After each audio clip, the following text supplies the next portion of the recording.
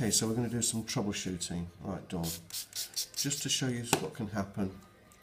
Really, it's about what can happen to the airbrush when you're not expecting it.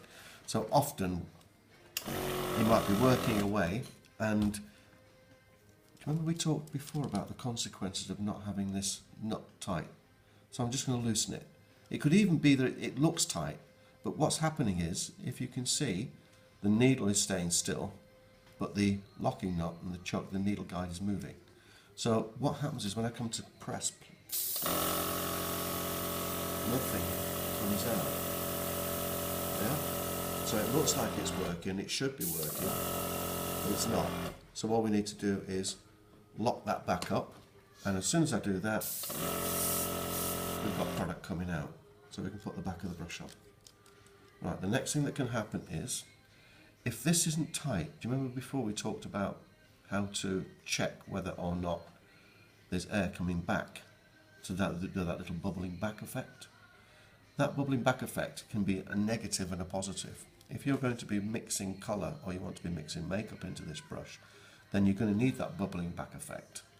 I'm going to put some more isopropyl alcohol in here and show you. So at the moment it's working fine, as you can see. If I break this, even just a fraction, what's happening is air is coming back through the crack on the seal and then bubbling its way back through the colour cup. So that's as soon as I put air through. As soon as I tighten it back up, it works.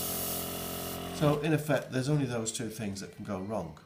If you're getting bubbling back, coming back from the front of the brush and you don't want it, it's because this air seal here on the nozzle cap is not tight enough. The second thing that can happen is, if this is not tight, then it will slide back and won't work. Now, there is one more thing sometimes that can happen, is you might be not quite home with the brush, so it will lock in place. Can you see? It locks in place. However, I've got no control. As soon as I push down, it's allowing product to come out. That's simply because the needle is not pushed back enough to block off the paint or the flow of product from the cup through to the needle. As soon as I do that, lock it in place, put it back on, everything works. Tickety-boo. Then we can put the back on. Right, so there's your basic troubleshooting guide.